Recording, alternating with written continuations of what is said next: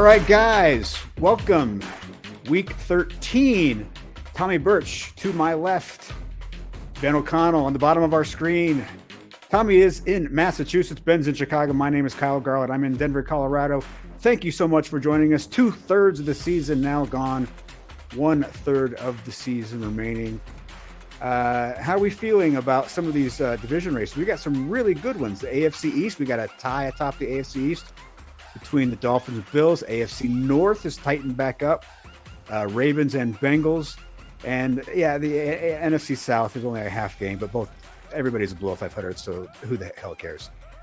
What are your guys' impressions on the AFC? Because obviously that's where the power is, and those two divisions in particular are going to be undecided till probably right down to the last week. Yeah, absolutely. I mean, I'm seeing the games this week and our Thursday night game with the Patriots and Bills. And I got a good feeling about that one being a fun one. What more could you Yes. ask for? You want it to be competitive at this point of the season. You don't want things to be all figured out, and then we have, teams benching players and sitting players Yeah. out. That screws up people's fantasy. That screws up people, that screws up people wanting to watch games. Yeah, no, this is exactly what we want. Well, speaking of some of the things that could screw up fantasy, the Rams are now talking about maybe sitting everybody, even if they're healthy. We know that Aaron Donald just went out for 3 to 4 weeks with a high ankle sprain. He may not return. Matthew Stafford may not return, even if he's healthy. And in Stafford's case, I get it. I mean, the nature of a neck injury is scary. He's got a lot of mileage on his body. He's had a lot of injuries over his career. No reason to have him play in what is a meaningless season now for the Rams. And you've got a couple other places where quarterbacks are an issue. We'll get into that when we talk about the games. But the Packers, is Aaron Rodgers, should he be playing? What do you guys think? Should Aaron Rodgers be playing if he is healthy enough to play? I mean, with where the Packers are in the season, it could go either way. But I mean, with what we saw from Jordan Love, he looks like he's capable of moving the offense down the field. And if you're going to have your two-time MVP, you might as well have him at 100%. And if you have a guy behind him that can be serviceable and take up some time and possibly help you guys to a win, then you might as well just, sit him for a game or two. Yeah, I mean, you're at the point where every game matters in Rodgers' career. You want him to be able to not be burnt out halfway through, what could be his final season next year, or, couple seasons down the line where you just kind of look back at these, trash time games where that don't mean anything. You go, well, did he really need to take, that use and abuse in those? Well, I don't think so. And also if he's already questionable, it's a game that really doesn't matter. I don't see any reason for him to be playing. Well, yeah, you got Jordan Love, who was a first-round pick in 2020. So this is his third season. They're getting to the point where they have to make a decision about whether or not you're going to give this guy a fifth-year option, or is he the quarterback of the future? Maybe you can. I mean, obviously Aaron's under contract for a couple more years, but he's old. He's getting banged up. Maybe he's going to be hard to trade because of that contract. So maybe you hope that Aaron walks away and you've got Jordan Love. But the Packers need to figure some things out going forward for sure. Take the words of the future out of that. I mean, they need to find out if he's even a quarterback. Has he even played enough games for him to know what position he plays? I mean, come on. I mean, I think Taysom Hill's played more games as a quarterback than he has. So yeah, I don't have any idea. It's horrible.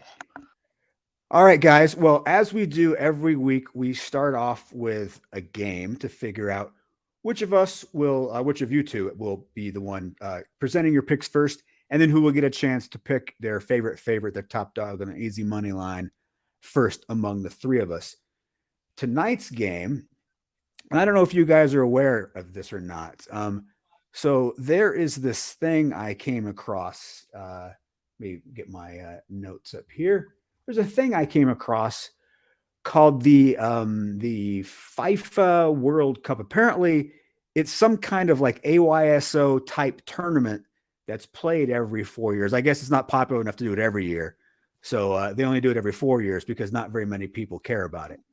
But it's apparently going on right now in the Middle East. And some people around the country call that football. Obviously, we know what real football is. But since we've got football versus football going on right now, I thought we might do a World Cup themed game. You guys paying attention to the World Cup at all? That's a big Enough, yes from Tommy.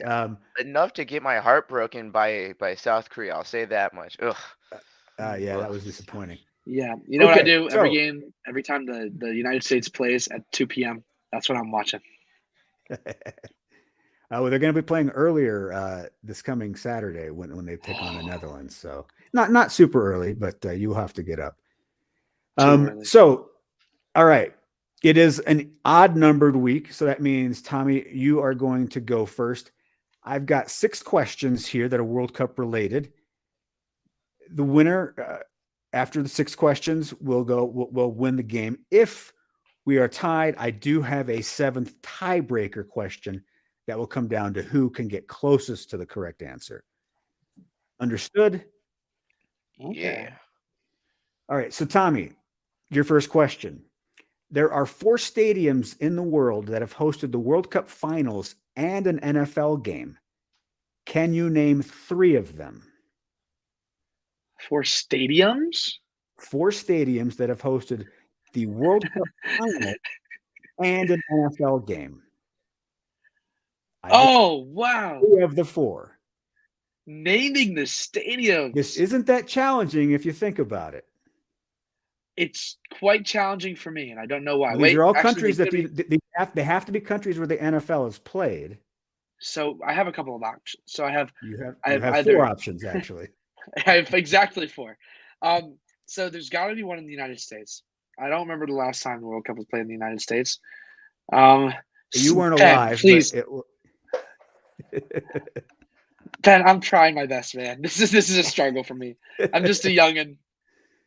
I'm just the runt of the litter.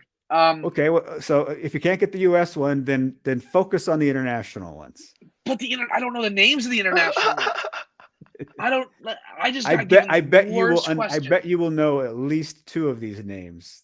If you tell me them after the fact, like I'm actively giving up on this question. I'm You're passing on actively this, giving up this question. but I need to hear what they are so that I can be mad at myself. Well, I want to see if Ben can get this one. Ben, do you want to give this a try? Is one of them the Rose Bowl? The Rose Bowl is indeed one of them. Is one of them Wembley? One of them is indeed Wembley Stadium. That's the one. Shoot. I would say I don't know the name of the one in Munich. The World Cup final has never been held in Munich. Yeah. All right. Well, that goes that. Yeah, I don't think I could get any more other than those 2. But those 2 were just jumping out at me. Azteca Stadium has hosted 2 World Cup finals as well as multiple NFL games. And the 4th stadium is Olympiastadion in Berlin. Damn. They've played NFL preseason games there. They played about 5 of them in the 90s. And then obviously Germany has hosted the World Cup and the finals in Berlin. Okay. I got the big 2 though. You got the first. Yeah, you got 2 of the 4. Okay, so the highest question now to you, Ben. The highest attended Super Bowl was 103,985 people in Super Bowl 14 at the Rose Bowl. Okay. Rams Steelers was the matchup. Fun fact: the 3 highest attended Super Bowls have all been played at the Rose Bowl. Is the highest attended World Cup final higher or lower than 103,985? Higher. It is indeed higher. Maracana Stadium in Rio hosted the World Cup final in 1950. 173,850. That is, however, the only World Cup final that is actually higher attended than the Super Bowl 14 at the Rose Bowl. But yes, can you imagine 173,000 people into a stadium built in the 30s in South America? I don't believe anybody died, but that's just a happenstance. All right, This so game is Ben, rigged. you got a point. This game is rigged. I gotta name 3 stadiums. I got a coin flip for the next question. Hey, higher or lower? You've got a coin flip coming up on this question. Okay, I have dispersed these questions equally. That's fair. That's fair. This past week, Harry Kane, who's the English football star and plays for Tottenham Hotspurs, he said that he would love to be a kicker in the NFL. He's been a massive NFL fan since long before he was actually a star soccer player. He goes to all the games in London, and he would like to try his hand at kicking in the NFL. Has a World Cup player ever gone on to kick in an NFL game? That is your question. Yes. Sadly, your coin flip is incorrect. All right, it's So, fair. Not really. The closest that happened was Tony Meola, who was the U.S. goalkeeper in 1994. He was offered a tryout with the New York Jets, but he never actually kicked, did not make the team. There's been a few other really good soccer players that have kicked. Josh Lambo was actually a goalie for the U.S. Under-17, actually played in the U.S. Under-17 World Cup. But he then gave up soccer when he was 21. Tony Fritsch, who was Austrian, actually won championships in the Austrian Professional League. Then he won a Super Bowl with the Dallas Cowboys in the 70s. He never actually, though, played in World Cup. So the answer is no. So sadly, you were incorrect on that. But maybe Harry Kane will be the first. That would be fun. Okay. Wild. Ben, this question is to you. Bears kicker Cairo Santos, most notable for the doinking an overtime field goal in the Chiefs' second consecutive win over the Broncos, a streak that has now reached 13 in a row. That is the thing that he's probably most known for. When he was a young boy, he dreamed of playing in the World Cup.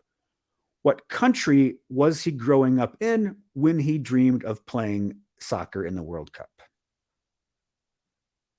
Man. Cairo Santos. There's no way that this doesn't end up making me look horrible in multiple facets. I'm going to go with Mexico. Cairo Santos is Brazilian. Damn. And he grew up in Brazil and dreamed of playing for the Brazilian national team in the World Cup. So sadly, no points for you there. Okay. This type of game. Tommy, this is your last question. At the 2018 World Cup, 1.2 billion television viewers watched the final between France and Croatia. How many of last year's worldwide Super Bowl audience would it take to equal 1.12 billion viewers? 3 Super Bowls, 5 Super Bowls, or 7 Super Bowls? So it was a 1.2 billion, you said? 1.12 billion people watched the finals of the World Cup in 2018. Give me 5. It is indeed 5. Last year, an estimated 230 million people around the world watched the Super Bowl. That means that 5 Super Bowl audiences would equal 1 World Cup final audience. Well done, Tommy. You have tied this up. So, Ben, you have a chance to win it here. Otherwise, we will go to our tie-breaking question. This is a coin flip, so we'll see how you do here. In the last 40 years of World Cups, going back to 1982, this conference is 8-3 in the Super Bowls that are played the same year as the World Cup.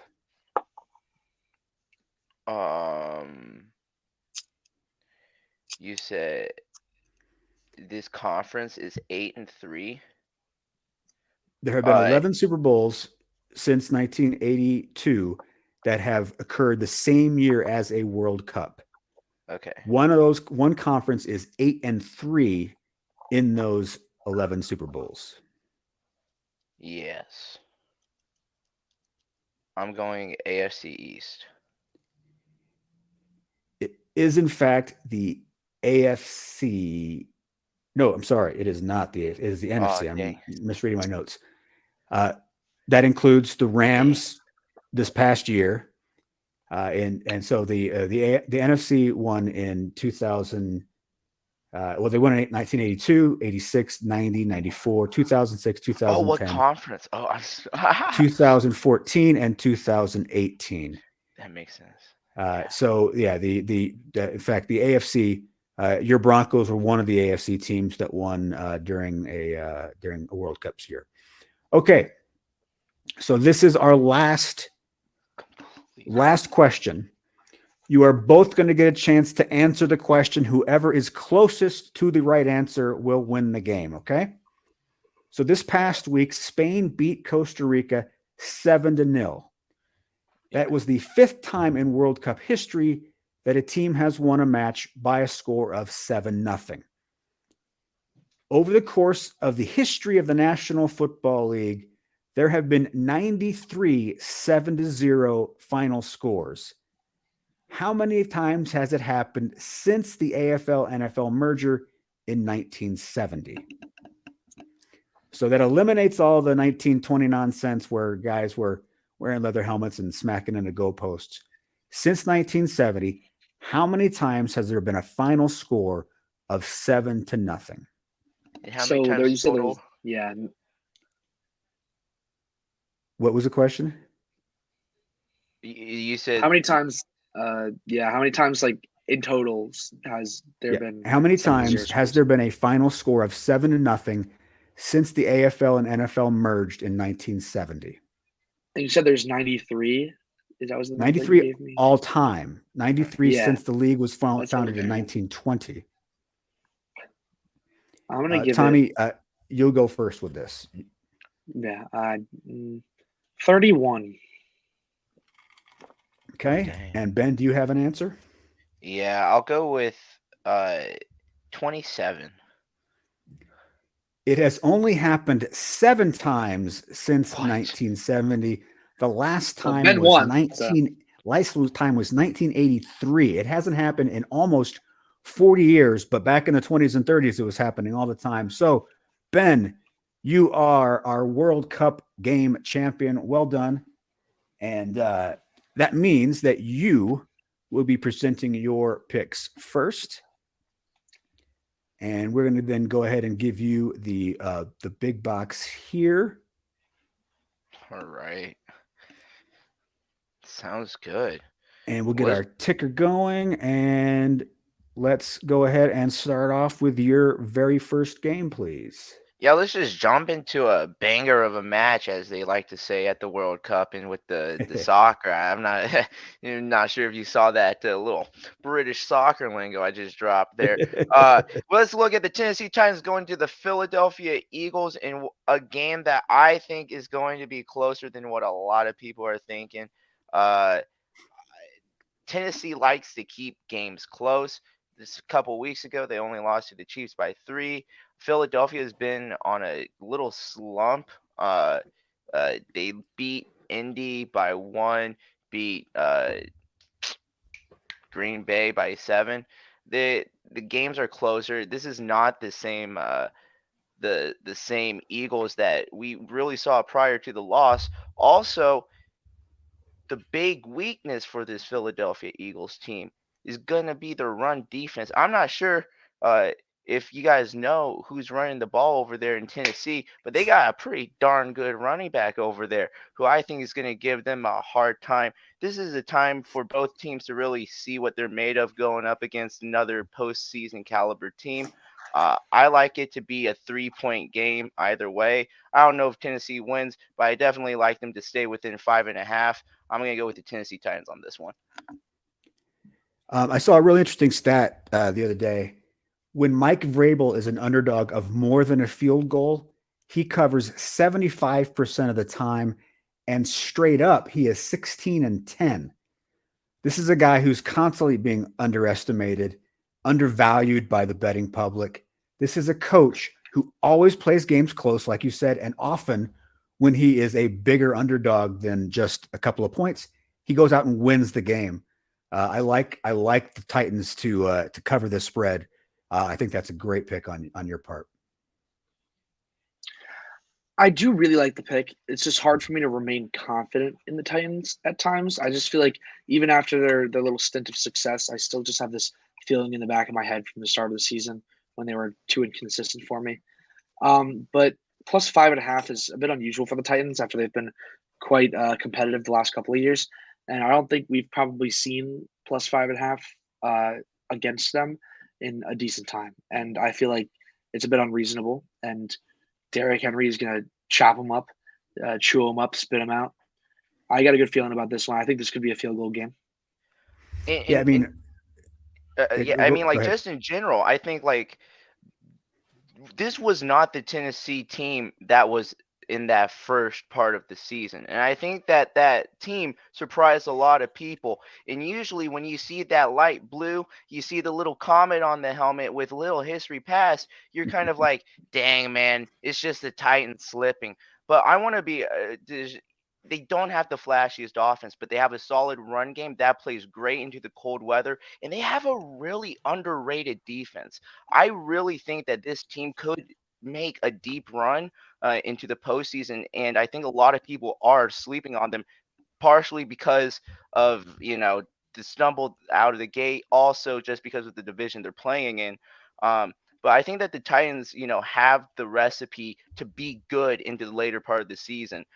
Defense wins championships. That's the mantra. I think that the Titans defense could actually do that if the Titans offense stays out of their way. Yeah, I mean it's going to be a running game. Both teams like to run the football. The Eagles just ran for over 350 yards last week. We know that they're gonna give the ball to Henry 25 to 30 times. You get a slower, so you have fewer plays in a game like that. You have not nearly as many possessions, not nearly as much scoring. So 5.5 points feels like 8 to 9 points in a regular kind of a game. It becomes a really big spread for a slow, low scoring game. So yeah, it's going to be a good game. Obviously, the Eagles are an excellent team, but I I love Mike Vrabel. He's tough, and his team takes on his personality, and the Titans always play teams tough and good teams tough. All right, your next game, please. Yeah, let's stay with the NFC East here and go to Washington Commanders at the New York Giants. I'm gonna go with the Commanders here. I had them as the underdogs. Am I wrong in that? The Commanders are the favorites. Oh, dope. I'm still gonna take them at 2.5 here. I think that that they win pretty handily. Yeah, yeah, yeah, yeah. Yeah, no, I don't know why I had that in my notes wrong. Uh, the Giants are just on a little stumble here. Washington is on a nice little streak. I'm gonna go off of momentum here. I like Washington plus 2.5. Well, they've won 6 of the last 7. They've covered 6 of the last 7. And for me, one of the things that worries me about the Giants is the amount of touches that Saquon Barkley is getting. He's already this is the most times he's touched the football since his rookie year. He's There was a stretch from week 7 to week 10 where he had 113 touches over those 4 weeks. Since that time, he has really kind of hit a wall. The last 2 weeks, he's been very bad. When you watch him play too, some of that explosiveness isn't there that we saw early in the season. I think he's wearing down a little bit. The Giants seem to be wearing down a little bit, and the Commanders just keep winning. So yeah, I like the Commanders here. We all know the Giants are not a multifaceted team on offense. They're quite limited when it comes to the passing game, and we all know since the start of the season, with Saquon coming back, he was going to be pretty dominant in carries. And I feel like with the three of us throughout our time on this show, even as the Giants continue to play well, there is still a little bit of an air of concern around it, and there is a bit of doubt that it could be maintained. And then we've seen the last couple of weeks that our worries have been confirmed, and it looks like the Giants are slowing down. They're I could see them losing a couple games and not maybe ending up as a 9-8 team at the end of things just because of their downhill trend. And Washington is in the exact opposite direction. I mean, Brian Robinson's really hitting a stride. The offense is starting to mesh together because, when you have a quarterback switch halfway through the year, it's not going to be incredibly smooth. But these guys are just finding the momentum right now. And regardless of their heinous crime of whatever statue that was for Sean Taylor, uh, I am separating my opinion on the front office versus my opinion on the organization versus the actual team. And I really like the actual team, so I'm going to pick them for -2.5 Yeah. as well. All right. Both of you guys actually have props coming from this game. Ben, let's start with your prop first. Yeah, I got a single game parlay. Uh, I like a little bit of a defensive matchup here. I'm going to compare or combine the under 21 and a half points for New York Giants and the under 24 and a half points for the Commanders. I'm going to get that at a plus 105 line. I think that this is a low scoring matchup, a low scoring game. I have this 17-21 personally, so I gave myself a little bit of wiggle room here. Yeah, I just don't see either team putting up too many points in this one. Yeah, no, it's not an offensive showdown between these two teams. This is going to be it's an NFC East slug it out, very traditional NFC East battle. Yeah, I don't see a lot of points being scored. I like that. The fact that you're getting plus money on this is quite bonkers to me because neither of these teams have really hit those numbers consistently throughout the year on their own, let alone when they're playing against each other and a divisional rivalry. Yeah, I don't see it happening. All right, Tommy, to your prop for this game, Brian Robinson. Go ahead. First, Tell us why you like him. I love this first touchdown right here, plus 600. First of all, it's big money. And secondly, with this risk, I got to think about it. What are these teams capable of? And we know that regardless of how they've been doing the last couple of games, the Giants' defense has not been terrible. And Taylor Heineke is not throwing touchdowns as much as the other quarterbacks in the NFL right now. He is still a backup that took a starter's job, as much as I love him. I love how Brian Robinson's been getting better every week. He's been getting more touches. He had 100 yards last week. And the Giants just don't score a lot of touchdowns, especially not to start. They're a slow roll team. They get into a groove, then they start scoring a little bit more. But when they start off, it's going to be field goals. And the first touchdown coming from a running back from Washington, especially if they get the ball first, I could absolutely see this happening, even if there's a couple of punts. Well, Robinson has scored a touchdown in 2 of his last 3 games, including last week. So he's as good a bet to score as anybody. I love that bet. All right, Ben, back to your games, please. Your next game takes place just up the road from where you are. Yeah, my next game is going to be the Packers visiting the Bears for a traditional NFL rivalry coming in here. I'm gonna. Is this happening? Am I doing this? Am I taking the Bears? I can't believe it. Here we go. Lock it in. Let's go. I'm going with the Bears. Listen, Aaron Rodgers came to Soldier Field a couple years ago, and he reminded the Bears faithful that he owns them. Well, tell you what, he may not be playing. I don't think he will. I think that he's a little hurt. He said, I'm kind of open to it if Jordan Love plays for the rest of the year. I'm kind of cool with just chilling.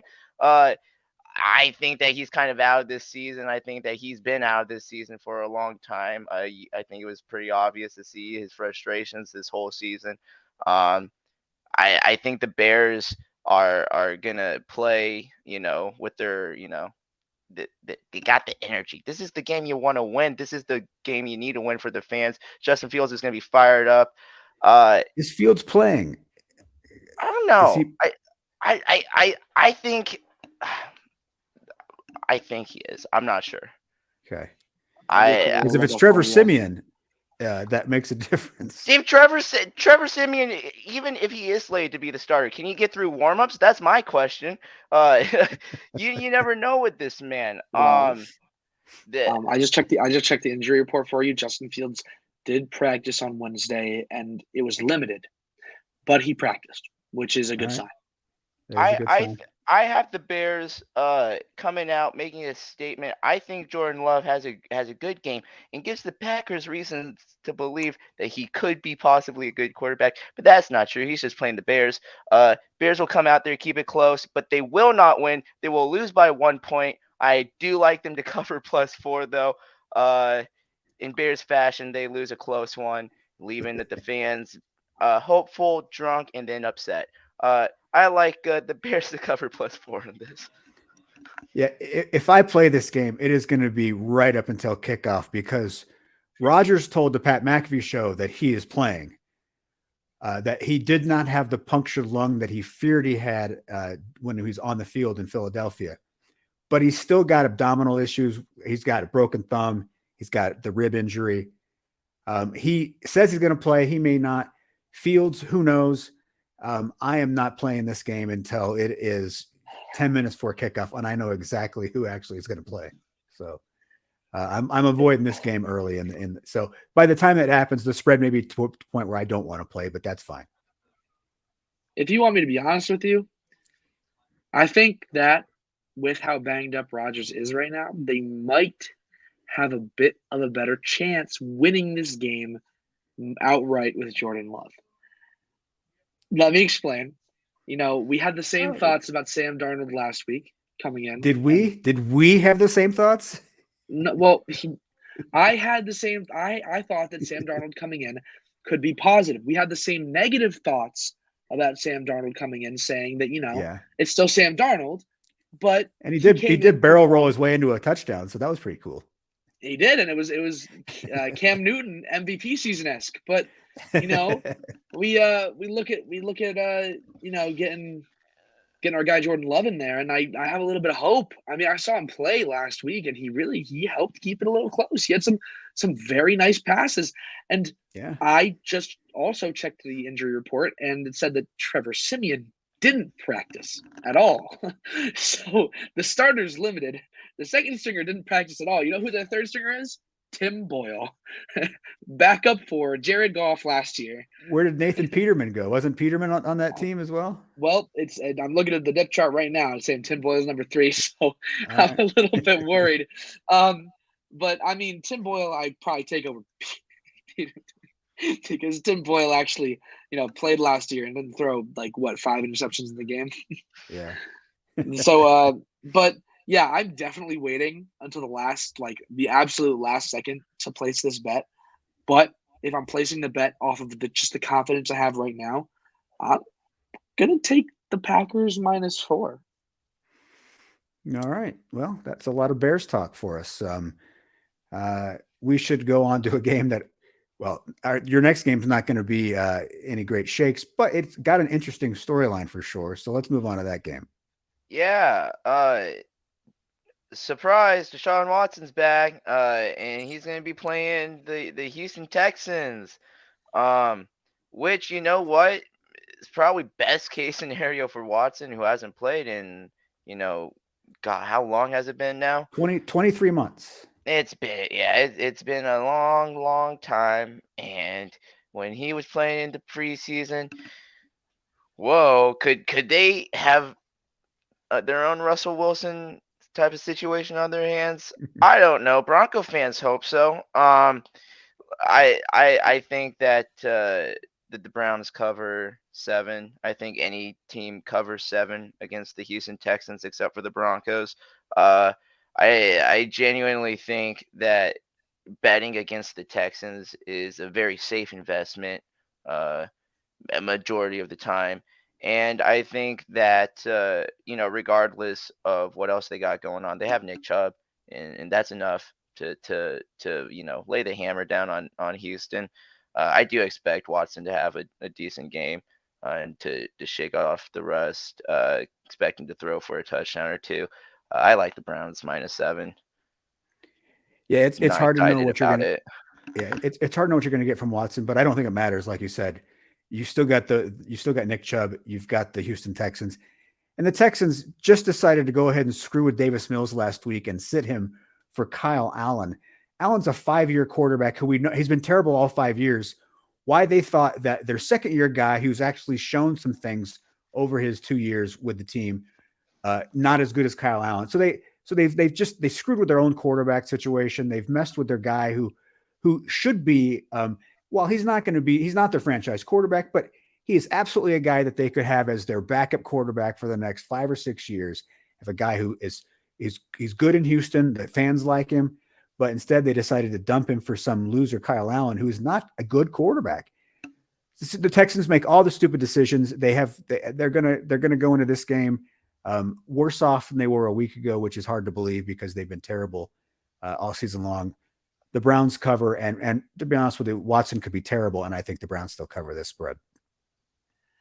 I'm going to be honest with you. I really think that we've seen a lot worse spread numbers from better teams, and especially like last week, we saw the Rams. What was it, plus 15 or minus 15 for the Chiefs? And Yep. I mean, you look at that and then compare that to what the Texans have seen throughout this entire year. Regardless of being the worst team in football, arguably, they still managed to keep it in the single digits.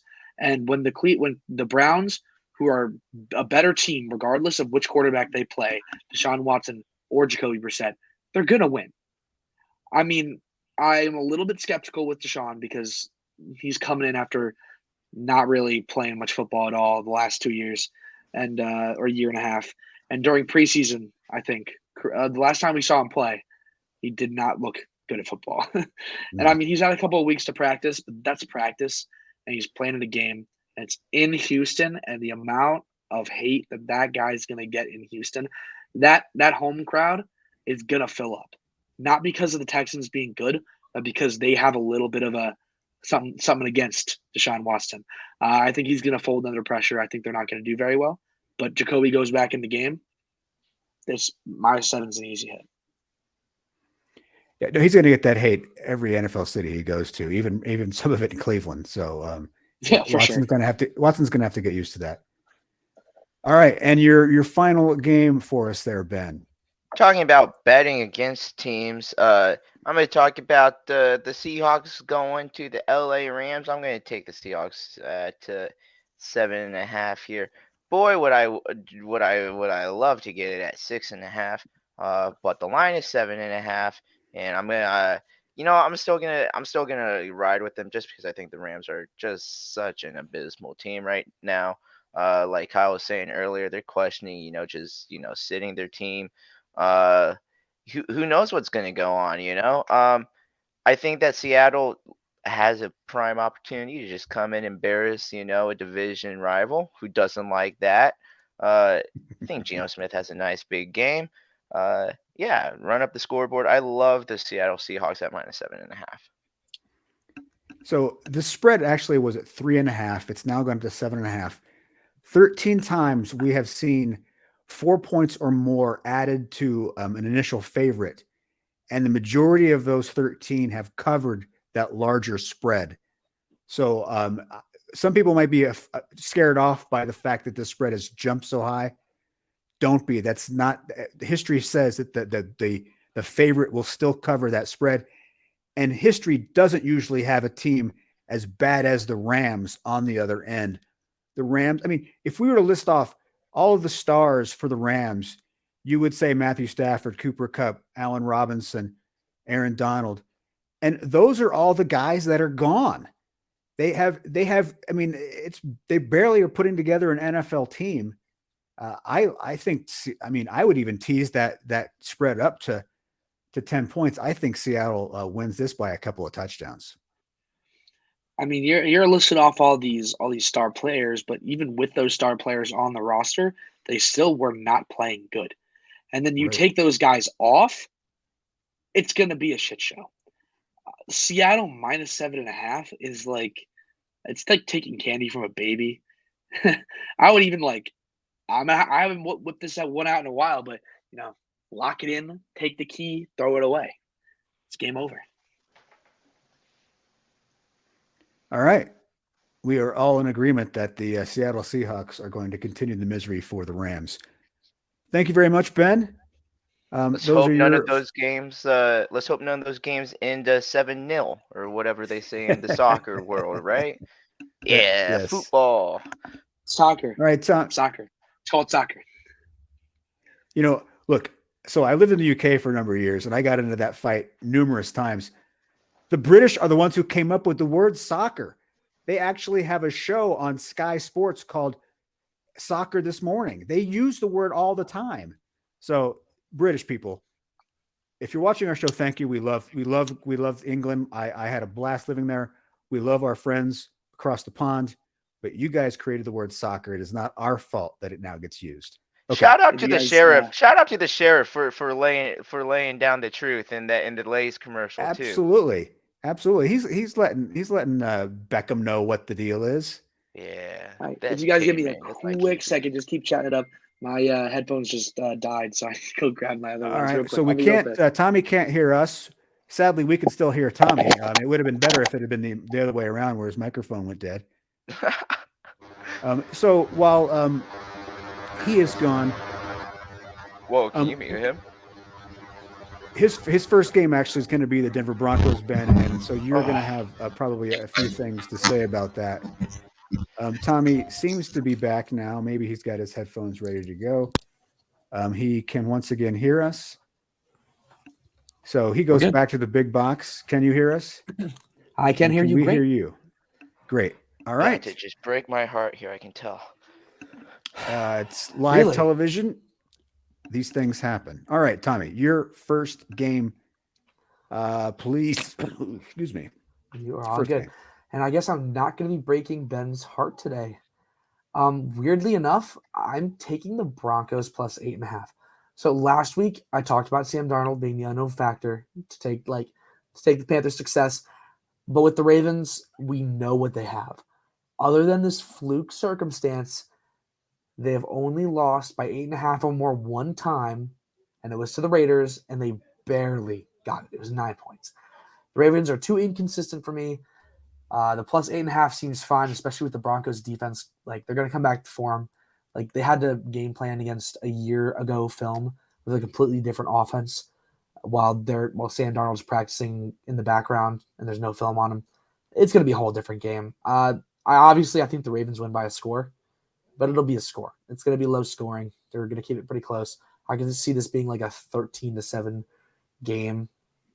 Yeah, I guess I'll have to, or maybe even a 16-13. Just give me the Broncos plus 8.5. So, um, last week in fantasy football, Russell Wilson was QB 33. There were only 32 starting quarterbacks last week. He scored fewer points than both Aaron Rodgers and Jordan Love, dropping him to QB 33 for the week. Carson Wentz, who was benched and hasn't played since week 6, has more touchdown passes than Russell Wilson. The Broncos as a whole, and this I heard this stat today and I couldn't believe it. They have had 26 false start or delay of game penalties on offense. That is just inexcusable. The problems are obviously Russell Wilson is a big part of the problem, but the problems run much deeper than him. Nathaniel Hackett's not going to survive. It's just not possible. There's no way that after this year is over, the Broncos can say, let's stand pat and run it all back. Not a chance.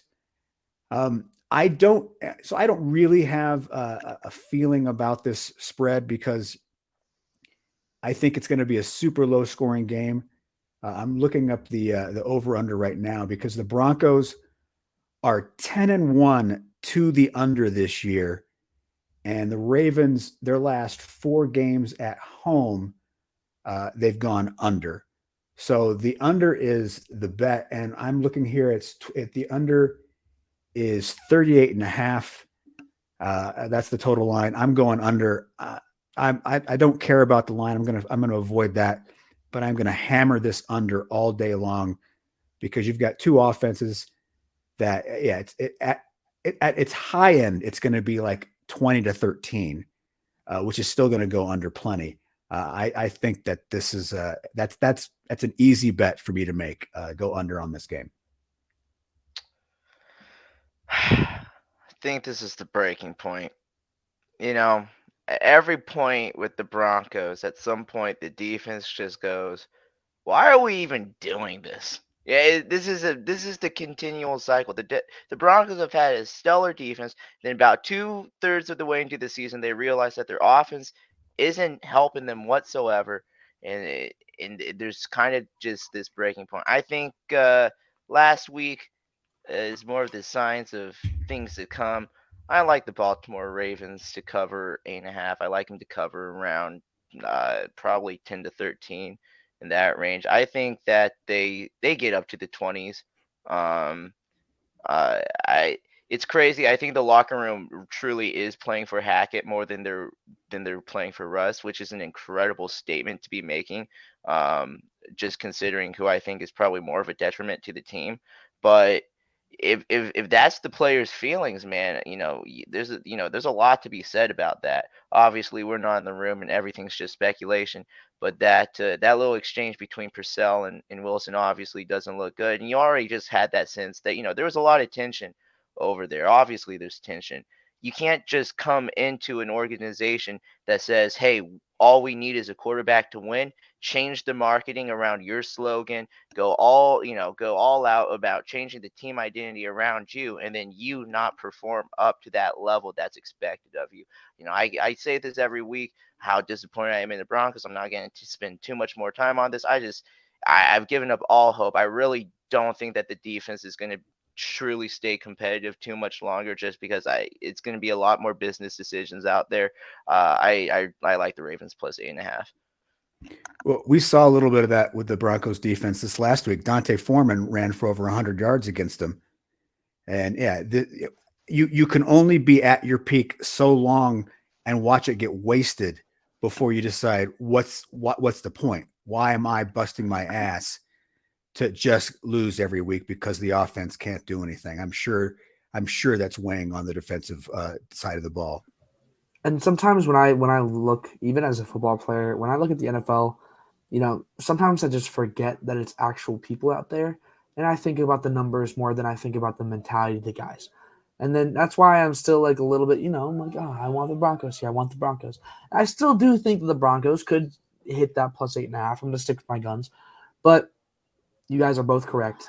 When it comes to football and you're on a losing team and your one side of the ball just doesn't like want to perform or doesn't like have that sense of urgency, then it gets kind of rough. And I can say that from my own personal experience. But, everybody tries their best to go out there. But when some of that adrenaline and energy is gone, it's a little bit subconscious.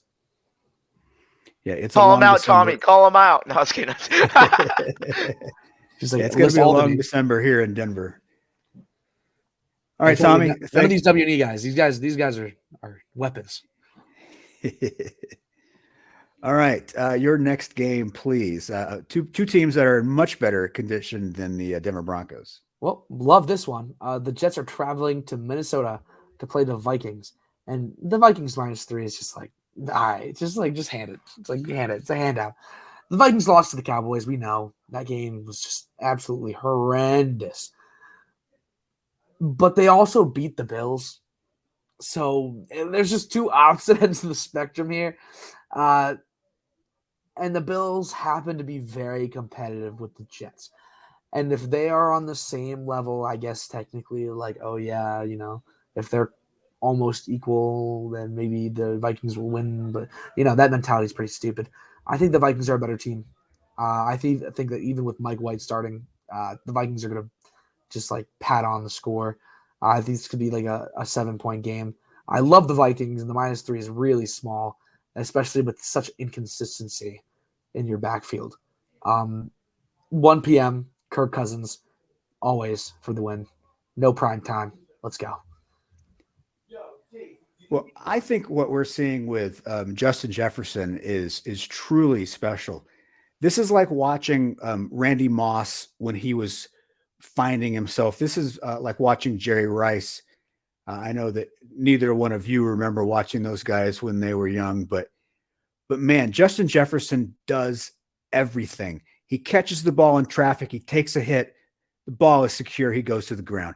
He's making spectacular catches. He's finding the first down markers. He's doing everything you want in a wide receiver, and it is so much fun to watch him. Now we get him versus Sauce. And as much as I love Sauce, I've been talking about Sauce all season long. JJ is at another level right now. He is looking like he's playing like a Hall of Famer. He's putting up 100. He's already got more 100-yard games in his first 3 years than anybody else. He's got his multiple touchdown seasons, or his I think it's 8+ touchdown seasons is now only trailing like guys that are in the Hall of Fame. It's so much fun to watch him play. I do think that the Vikings will have a little bit of problems with Quinnen Williams. Their interior offensive line is not great. Quinnen Williams is having a great season. He's got a bit of a mismatch in there. If the Vikings are going to win this game, they've got to really shorten that passing game down, find some ways to neutralize Williams, because I think he's going to have a big game. But I'm rolling with JJ, man. The guy is just fantastic to watch. And, he's trying to get everybody to get the grill. We're trying to get Kirk to get that grill. Kirk was saying after Thanksgiving that he was going to get it, but he obviously can't put that in and eat with the turkey leg either. So, when JJ gets Kirk to have that grill, I will be a full believer in the Vikings. But yeah, I like them for this week. The game check for this win is going to pay for the grills. I love US Bank Stadium. I love the little their building that they got there. I love their little everyone hitting the little skull. I think it's gonna get crazy. I think the Jets offense are gonna get false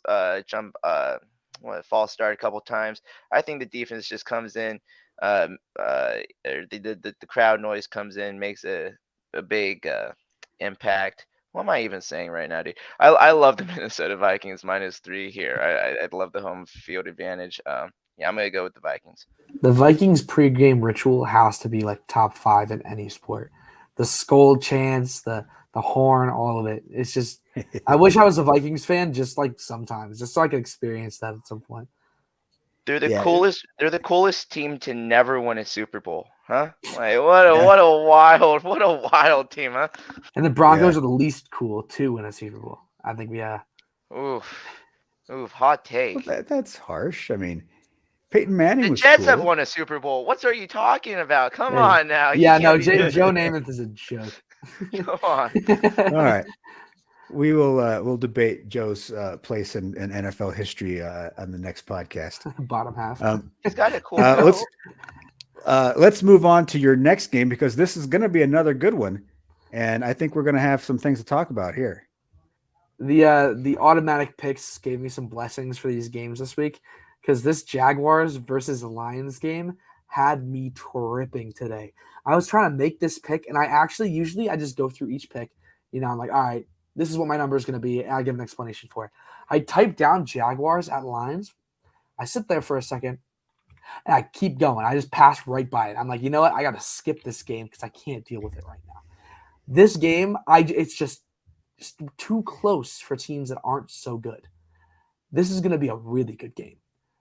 Of course, the Jaguars won last week and the Lions lost. Trevor Lawrence had the best game of his career. We saw the Trevor Lawrence we thought we were going to see straight out of the draft, but then, the whole Urban Meyer issue. But, with Doug Peterson over there, and the guys are rallying behind Doug Peterson, this Jaguars team looks pretty good. However, the Lions lost to the Bills. The Bills are very good. Regardless of what their record may show at the moment, they're still winning. They're significantly more capable than the Ravens. And the Lions plus 1.5, I just got to say, I feel like this Lions team is going to win. You saw them competing against that Bills defense on Thanksgiving. I mean, it was back and forth. That game was way closer than some people thought it would be, and the Lions had the lead at one point. I like the Lions to just take this one, just sneak in and steal it from the Jags. The Lions could have beaten the Bills. I mean, they kind of botched that last drive where they ended up kicking the field goal to tie it. And then, of course, they allowed Stephon Diggs to get behind the defense and catch that long pass. Otherwise, we're looking at the Lions on a 4-game win streak. I do like the Lions. There's a lot of fun players on their team to root for. But when it comes to the quarterback position, Jared Goff still leaves things to be desired, and we're watching Trevor Lawrence come into his own. It wasn't just that he led that comeback.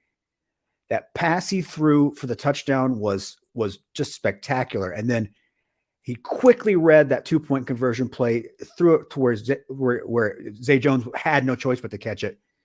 It was those two back-to-back throws to win that game were big-time NFL, I'm a top-tier quarterback kind of throw. And he needs to string it together. We know he's got this in him. He needs to string these games now together. The Lions have a terrible defense. We know that. This is a chance for him to string it together.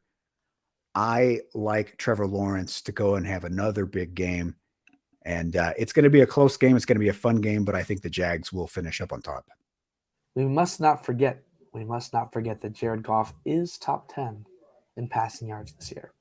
It needs to be said. That's because he's always having to throw the ball because his defense is giving up 35 points a game. Hey, I mean, always having to throw the ball, and then he has 240 yards, not 240 touchdowns, a lot of touchdowns, 240 yards and 2 touchdowns last week, even with Jamal Williams and his 13 touchdowns on the season. The guy still has 17 passing touchdowns. I'm just saying, this guy is not that. He's not bad at all. I'm not saying he's bad. He's just not Trevor Lawrence. I feel like I hate to be argumentative, but I think that the weapons around Jared Goff. No, Goff has played in the Super Bowl. I mean, the guy, he can be very good. That year with the Rams, he was fantastic. You give him a good situation, and obviously with the DeAndre Swift and Ramon St. Brown, they've got a pretty good offensive situation. Obviously, they've got America's coach, the one that we all want to buy a beer for. There's a lot to like about the Lions for sure, and I don't dislike Goff. I mean, Goff's girlfriend is about the hottest woman there is. So good on you, Jared.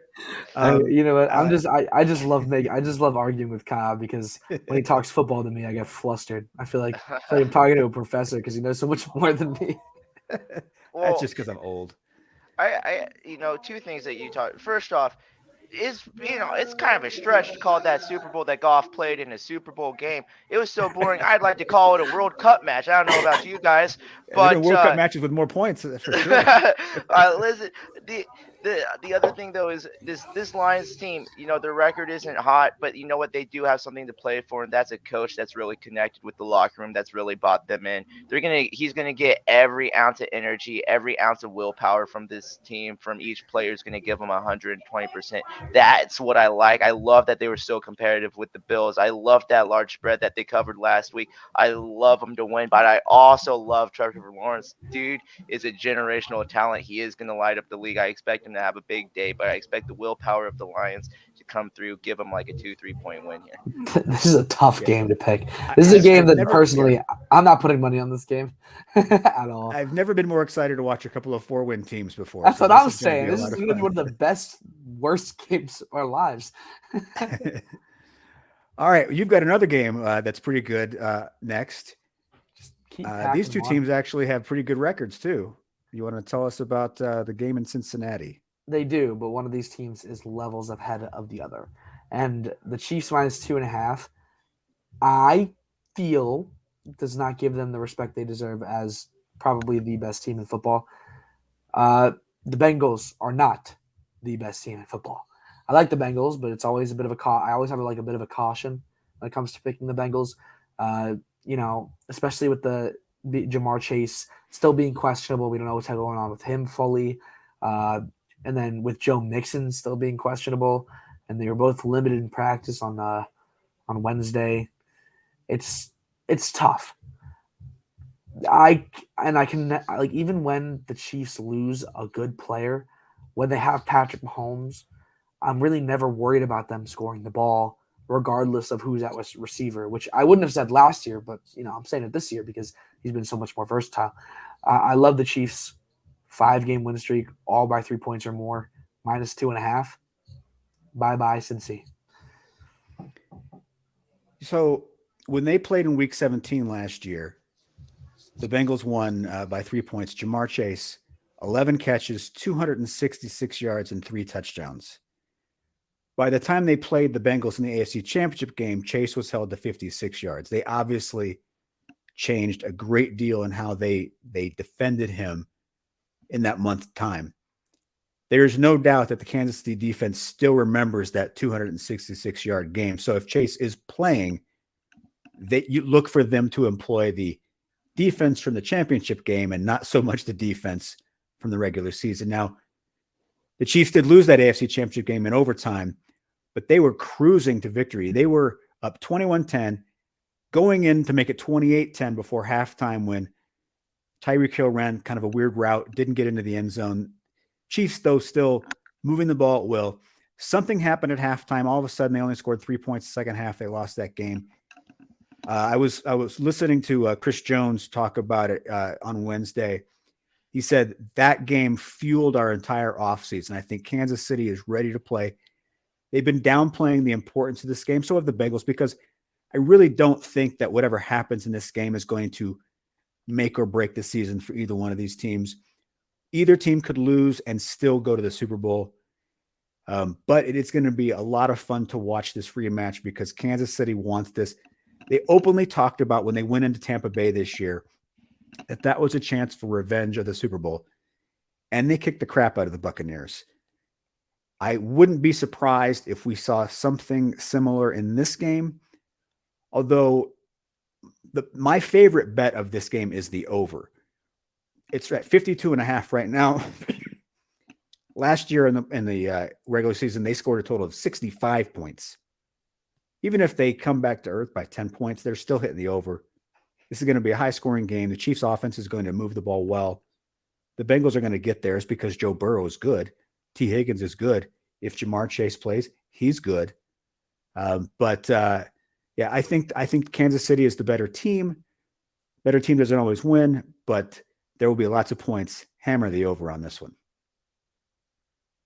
Yeah, no, I love the Chiefs in this one. I think it's kind of crazy that that it's so low. I do think that these are both great teams. I'm really hesitant just to see Chase's status come game time, because I do think that that's a major factor for the Bengals. But yeah, no, I like the Chiefs to cover 2.5. All right, your final game, Tommy.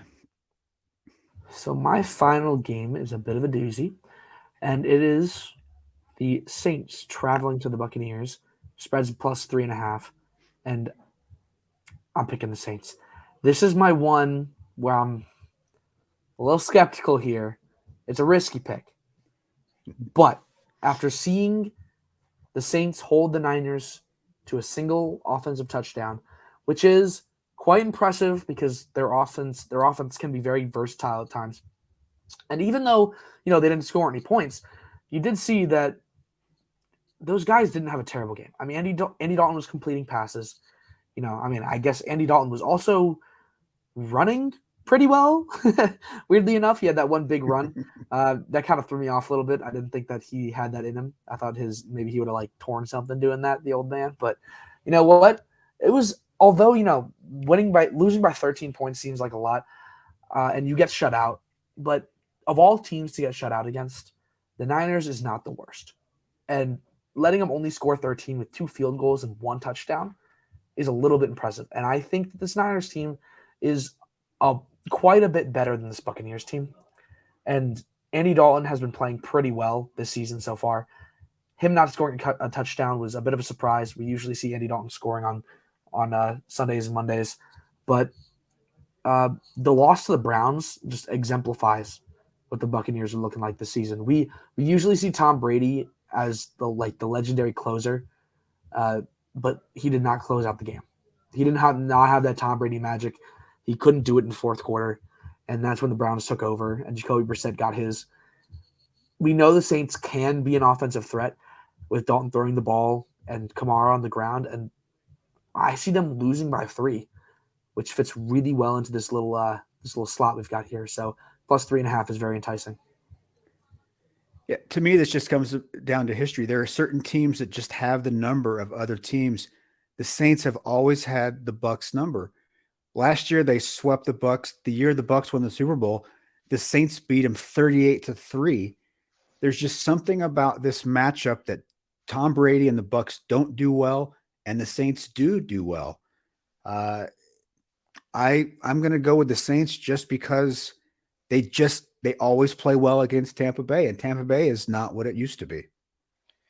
Yeah, I'm with both of you on this one. I really do think it's going to be a close game, but I like the 3-point game. I like 3.5 for the Saints. All right, Tommy, thank you very much for your 5 games. We now move on to my 4 games, and I'm going to begin with a game that's really interesting. I wasn't quite sure where I wanted to go on this one. But watching the Steelers the other night, I decided I'm going to go with Pittsburgh because I really like the way Kenny Pickett and George Pickens have come together. George Pickens is definitely a wide receiver one in the making. He's getting better each week. Pickett is getting better each week. I don't feel that way about the Falcons. I feel like the Falcons started off well. They are kind of petering out. I don't trust Marcus Mariota. So I am going to go with the Pittsburgh Steelers, what is essentially a pick 'em to go ahead and win this game on the road and beat the Atlanta Falcons. Well, you know what I have to say about this game is I think that although at times Kenny Pickett can look good as an offensive threat, pretty versatile, this season, I mean, he's been uptrending in his completion percentage, his even just like with the eye test, seeing that he looks more comfortable on the field. He's had really one good game this season, and it was against the Bengals. And I don't think that's quite impressive enough. I think the Falcons are another team that they could take advantage of, that he could take advantage of. But I don't see a very good game out of him very often. I see maybe a 4 out of 3 or 4 out of 10 games, like 10 times.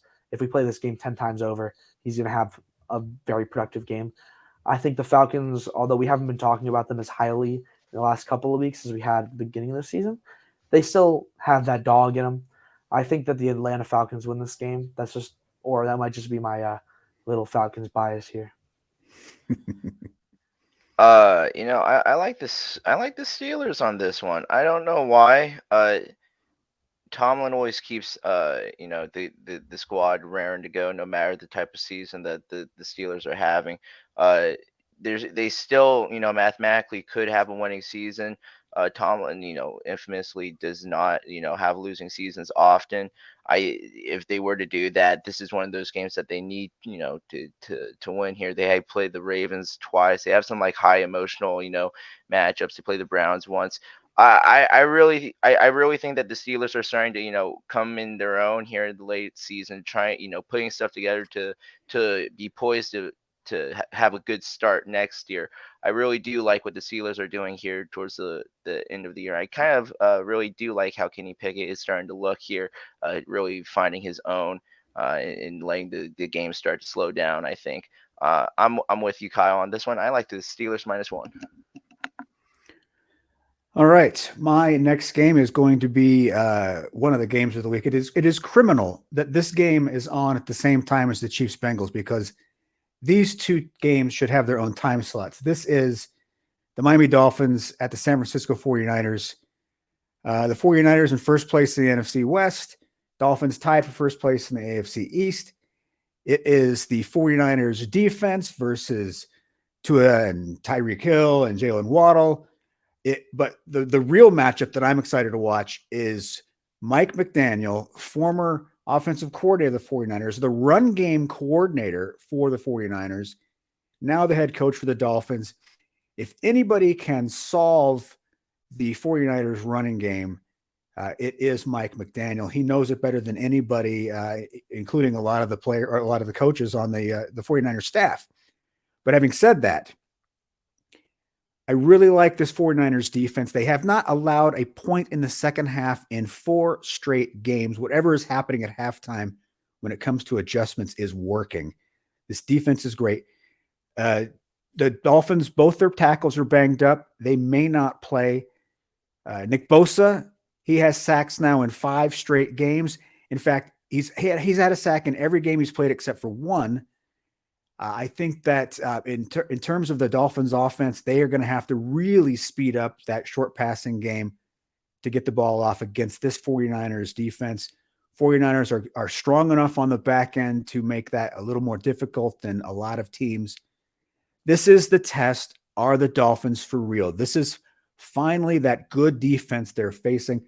I do think we're going to find out that the Dolphins offense is for real, but they're still going to be slowed down because the 49ers are just a very good team. I like the 49ers to cover this spread. I am a bit conflicted. And I just think that all the pieces, although, they're playing in San Fran and, it's looking like the 49ers are the better team at the moment. I got this weird, all right, here's my thought process. The defensive backs for the 49ers are very good schematically, but we're playing against a wide receiver core that one-on-one are some of the best wide receivers in the NFL just based off of speed and acceleration. When these guys break their routes, they just get to the top of their highest speed so fast, it's pretty difficult to keep up. And I know that if I am San Fran, I'm playing a lot of zone. I'm just playing in my spots. I'm not going to try and catch these guys, but I could definitely see some guys slipping through zones and catching some passes here. I feel like the 49ers offense against this Miami defense isn't going to have too much trouble, but they only scored 13 last week, and they're not necessarily known for putting up a lot of points. I could see this going either way, and the -4 is really tricky for me. I feel like this could be a field goal game, but I'm not putting money on this game, weirdly enough, as much as my Niners fan wants me to pick the Niners here. If I had to make a pick, it'd definitely be the Niners, but this is going to be a great game. Yeah, 4 points is kind of a window here. I kind of like it at like 3. I'm gonna go. I think that the halftime adjustments really are what's gonna be key for the 49ers. I think that the Dolphins are gonna get out to a fast start. In fact, as like a little side prop here for you, I personally am gonna be betting for the Dolphins first half money line, and then for the 49ers full game money line. I think that the 49ers will make the adjustments necessary in the second half to win. I'm not sure if it's going to be enough for a 4-point window, though. I like them to personally in my head, my little calculations or whatever. I have them winning by 3. I'm going to go with Miami Dolphins at +4 on this spread. But yeah, it's going to be a great game either way. So the 49ers have 7 wins this season. The narrowest of those wins was 6 points. The rest of their wins are 15, 13, 17, 20, 22, and 28. They win games by a lot of points, and that I think is going to be a factor here. I do have a prop from this game, and I am going to put that up here. It is Christian McCaffrey. I think he's going to score the first touchdown, and at +400, I really like that. Elijah Mitchell is not going to be playing anymore. He hurt his knee again. Same injury he had to begin the year, different knee now, but he's going to be out for at least the rest of the regular season. McCaffrey is their guy. McCaffrey's a little banged up himself, but he can still play. +400 to me is ideal. He's -170 to score anytime. So if I can get +400 for him to get the first touchdown, fantastic. That to me is good value. So that's where I'm headed there. That is my prop for this game. If I could, I might even take, I don't know what the plus money would be on it, but Christian McCaffrey first score being a receiving touchdown. I don't know if you can somehow make that work. I don't know if that's a little convoluted, but if the first score of the game is a receiving touchdown by Christian McCaffrey, I would not be surprised whatsoever. I think that because Mike McDaniels is very well versed in the run game of the Niners, I could see him, with the versatility McCaffrey has, Shanahan saying, screw it, let's take him out of the backfield and get him to catch a couple passes in the first drive of the game and get McDaniels all screwed up in the head. Just get him all messed around, a little mix in the pot and get the defense wider and then punch the middle a little bit in the second drive. But I think first drive, first score, receiving touchdown, Christian McCaffrey. All right, my next game. Remember this game from last year, Week 18? All they got to do is tie, and both teams make the playoffs. It looked like they were going to tie. We were in the final minute of overtime. Ball was at midfield. We're not quite in field goal range. The Chargers then call a timeout. The Raiders didn't care for that. They rip off a couple of big plays, get into field goal range. With 2 seconds left, Daniel Carlson comes out, kicks the field goal. Raiders go to the playoffs. Chargers go home. We now have the rematch. And I think the Raiders once again play spoiler. The Chargers are the team here that has a chance for the postseason. The Raiders are done. But the Chargers still very much in play for the wild card, but losing to the Raiders in Las Vegas is going to hurt that. It's going to drop them down to 6-6. And the big thing here, Josh Jacobs, so first downs gained by individual players. Josh Jacobs has 80 to lead the NFL. Next highest is Tyreek Hill at 58. There is nobody who's been more consistent at moving the chains than Josh Jacobs. He's been fantastic. Chargers 29th against the run. In the last 3 games, the Raiders are 7th running the football, 153 yards per game. Jacobs leads the NFL in rushing right now. He's averaging 5.5 yards per carry, the best of his career. The Chargers, the last thing Chargers want to see is a good running team. And now here you got the best back right now in the league. Jacobs runs all over this Chargers defense. The Raiders defense is not good. Justin Herbert will get some. The Chargers will keep this close game, but in the end, maybe like last year, Daniel Carlson, another field goal to win it. The Raiders send the Chargers to defeat and once again play playoff spoiler. I'm a fan. I'm a fan of this. I could very much see some viewers of this not agreeing with you. But you know what, Kyle? I'm going to be on your side here. I'm going to be your biggest defender. I'm going to be your protector because I love it. I actually see this game either being a tie on the spread or a Raiders win. Either they miss or don't get the field goal off, or they make the field goal. This is going to be a 2-point game or a win. I really like this, and I think that, these teams got a little bit of pent-up anger towards each other. They hate each other. They hate each other. There's some not so nice things that are being said about each team in the locker rooms right now. I want to watch this game. I do. And that's weird because I never want to watch Raiders games. No, back when the Chargers were in San Diego and the Raiders would be in town, the Chargers actually made you had to buy 4 games worth of tickets. You couldn't buy a single game tickets because all the Raiders fans would buy the tickets. So they instituted a new ticket policy that you had to buy tickets to 4 games if you wanted to go to any game. That's how bad the Raiders. Well, and then the Raiders would also go into the parking lots and stab people and just create all kinds of havoc. So these teams hate each other. It's fantastic. Well, that was also back in the day when the Chargers had fans. Am I right? The Raiders and the Chargers is a historic rivalry, and this game is going to be just like last year. It ain't going to be a tie because if we wanted to watch ties, we'd be watching the World Cup.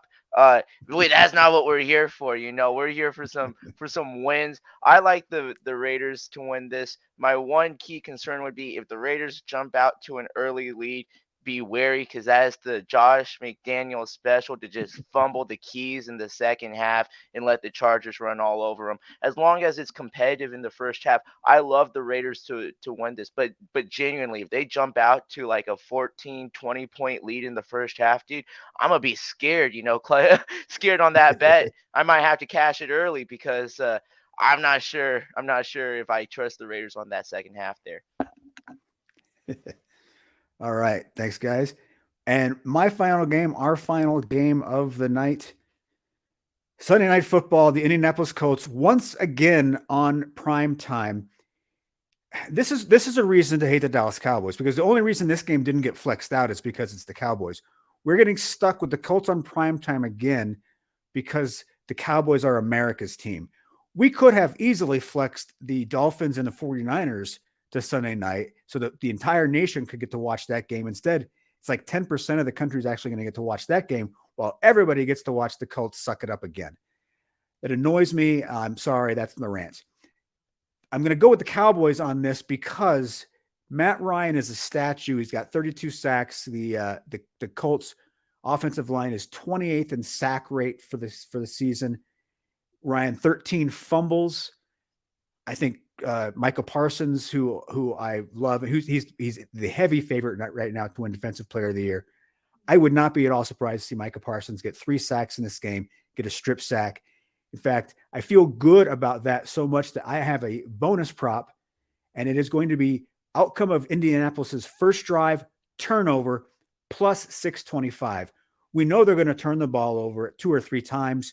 Might as well be on the first drive. Might as well be a strip sack from Parsons, or Parsons hits Ryan, the ball goes up in the air.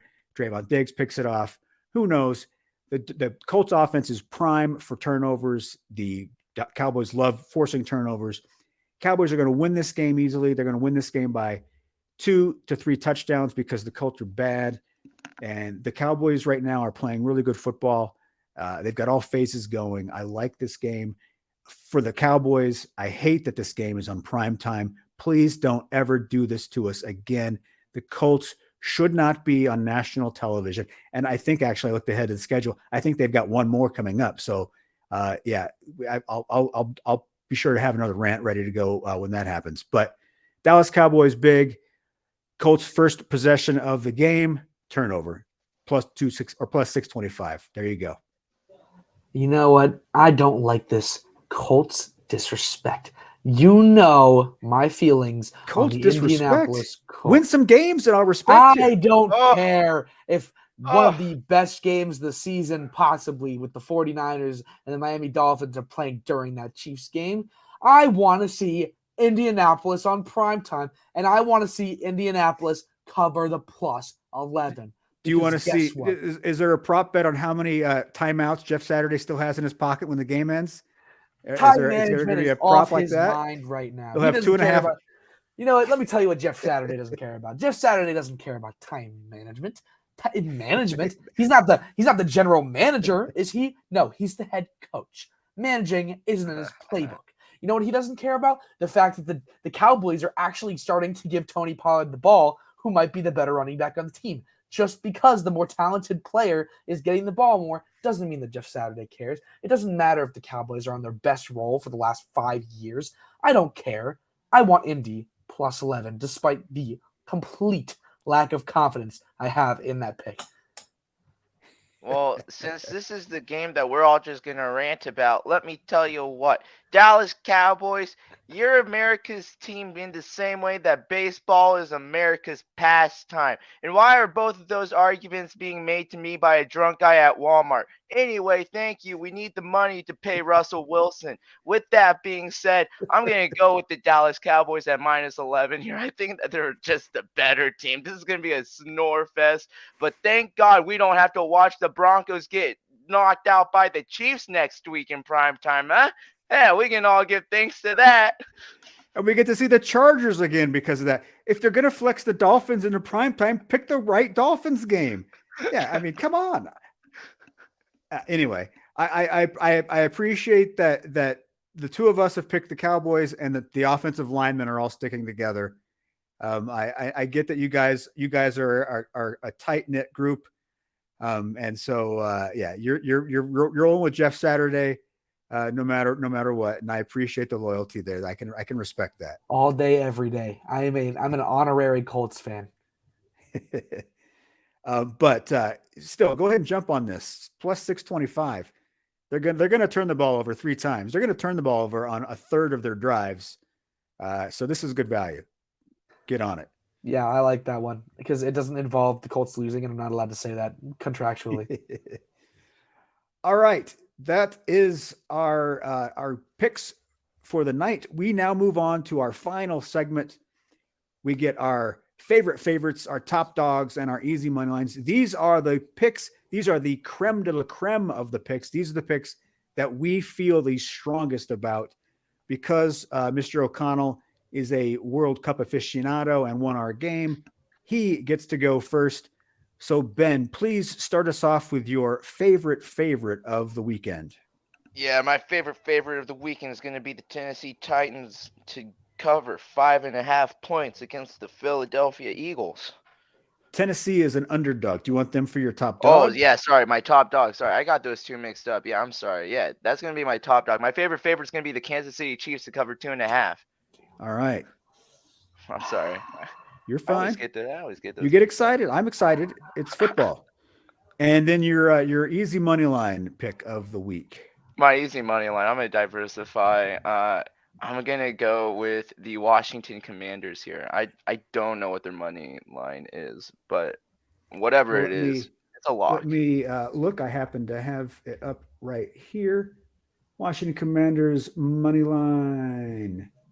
It is -135. -135. Yeah, I play that up to -175. All right. Thank you very much, Ben. Tommy, your favorite of the week. Rolling on that 4% laptop battery. Let's get this going. Favorite of the week. I want the Vikings -3. All right. Minnesota -3. Your top dog. Top dogs, give me the Saints +3.5. Oh yeah, that's a good one. New Orleans +3.5. Yeah. Nice choice. And your easy money line. This money line is not crazy, but the -107 on the Lions looks a little bit enticing to me. Detroit -107 is your easy money line. Excellent. 3% All better right. now. For me, my top dog, or my favorite is going to be the Cleveland Browns -7. My top dog is going to be the Las Vegas Raiders getting 2 points. Oh, And my money line pick at a whopping +194, the Tennessee Titans. I think they win that game outright. Ooh. +194. And that is our show. Ladies and gentlemen, thank you so much for joining us. We greatly appreciate it as Tommy counts down the final seconds of his computer. Week 13 in the books. Again, thank you to our sponsors at USA Wager. We are part of the Sports 2.0 network, part of Noop Sports. We are all writers for Noop Sports, which is how we all know each other, which is how we all know the NFL. that's why we're all bestest of friends. Yeah, there it is. Yes, that is the new or the point Sports 2.0 logo right there over Ben's shoulder. The USA Wager is right over my shoulder. And we appreciate them. We appreciate you. Please tell your friends, tell your colleagues, tell the people on the streets that you pass about our show. We appreciate it. Thank you very much for joining us, guys. Thank you to Ben O'Connell in Chicago, Illinois, Tommy Birch in Massachusetts. What town in Massachusetts? You're in Western Massachusetts. What town? Springfield, the home of basketball, the birthplace of basketball, Springfield, Massachusetts. I am in downtown Denver, Colorado, just a stone's throw away from Mile High Stadium where the Denver Broncos play terrible football. All right. Thank you very much. Happy betting, everybody. Broncos country, let's fight. fight. Purcell.